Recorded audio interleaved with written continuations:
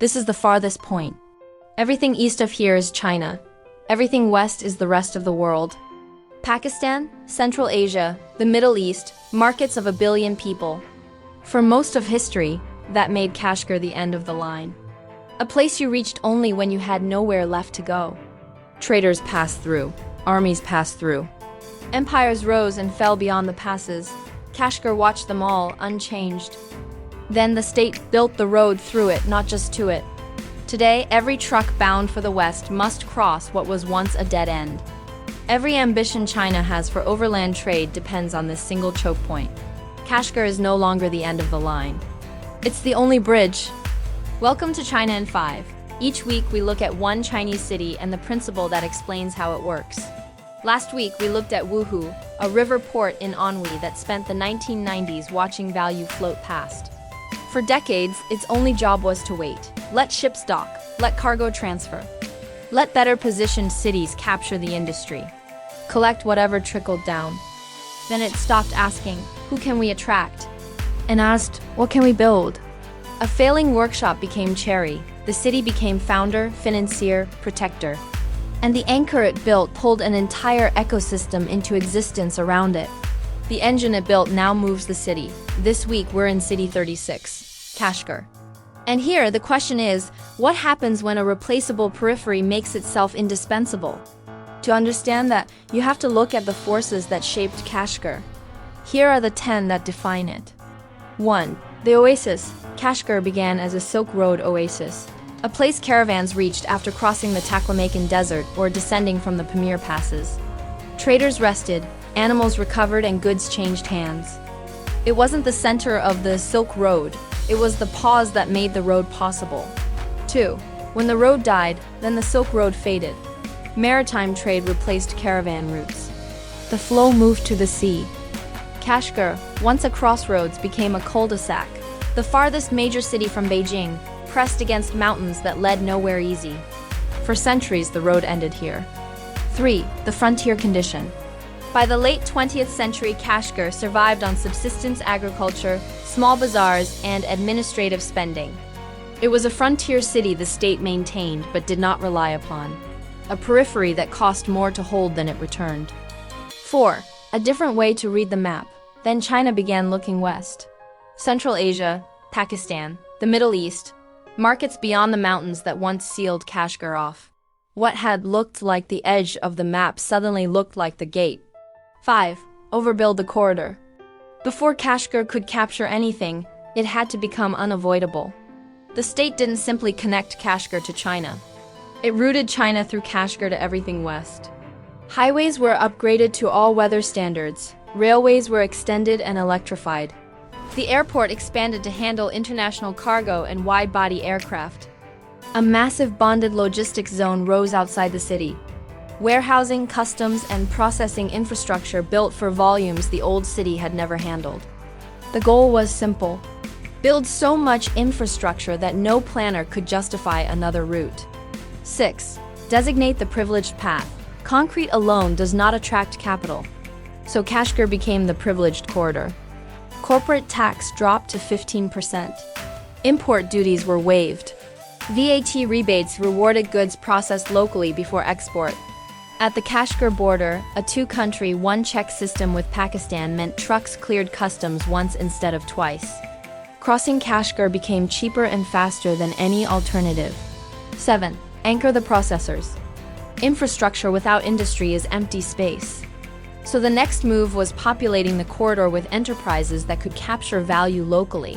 Agricultural processors arrived first. Jujubes, walnuts, apricots, cotton. Farmers organized into cooperatives supplying these factories. Control over grading, packaging, and branding shifted from scattered farms to industrial parks. Textile firms from coastal Zhejiang relocated entire production lines. For the first time, the corridor carried goods produced here, not just passing through. 8. Reconstruct the destination. A corridor with no destination is just transit. Trucks stop for fuel and customs. People do not. So, Kashgar rebuilt the old city. Tens of thousands of homes renovated, historic facades restored, hotels and visitor centers added. The city began marketing itself as the living memory of the Silk Road. Tourism surged from 2 million visitors a year to 8 million. Now the corridor had a destination. 9. Let trade fill the platform. Once infrastructure, policy, industry, and tourism were in place in Kashgar, the state stepped back. Private traders moved in. Warehouses filled. Logistics firms multiplied. Cross-border e-commerce operations appeared. Trade through Kashgar surged more than tenfold in a decade. The state built the stage. The market provided the motion. 10. Why Kashgar matters to China. From Beijing's perspective, Kashgar is not simply a city. It is a solution to 3 structural problems. The first is the overland problem. China's prosperity moves by sea. Nearly all of its trade flows through maritime choke points it does not control. Malacca, the South China Sea, the Indian Ocean. In a crisis, those routes can close. Kashgar is the hedge against that closure. Every road and rail line that runs west from Kashgar is a route that cannot be blockaded at sea. The China-Pakistan economic corridor begins here. Pipelines, highways, and railways all descend from this point toward the Arabian Sea. From Beijing's map, Kashgar is the on-ramp to a parallel trade universe. The second is the periphery problem. Xinjiang is vast and distant from the coastal core. For decades, the frontier was maintained through subsidies, money flowing outward to keep the region stable. Kashgar changes that equation. By turning the city into a corridor of trade, industry, and tourism, the frontier becomes economically necessary. Trucks move through it. Factories operate within it. Visitors travel to it. The periphery stops being something the center must carry. It becomes something the system depends on. The third is the demonstration problem. Beijing also thinks in signals. Kashgar is not just infrastructure. It is a message. Inside China, it shows places like Tibet, Inner Mongolia, and the deep southwest that remoteness is not destiny, that the state can turn the farthest frontier into a functioning gateway. Beyond China's borders, it signals something else. To Central Asia, it shows that the roads and rail links are real. To Pakistan, it proves the China-Pakistan economic corridor is not a promise but a system already moving. And to countries across the Belt and Road, it demonstrates that the corridors China announces are backed by concrete, capital, and logistics. Kashgar matters because it turns strategy into evidence. It shows that the westward corridor is not theoretical. It is already operating. Kashgar did not move. The mountains did not move. What changed was how the system around it understood that location. A city that once marked the end of the line became the bridge that connects China to everything beyond its western frontier. This video is the overview.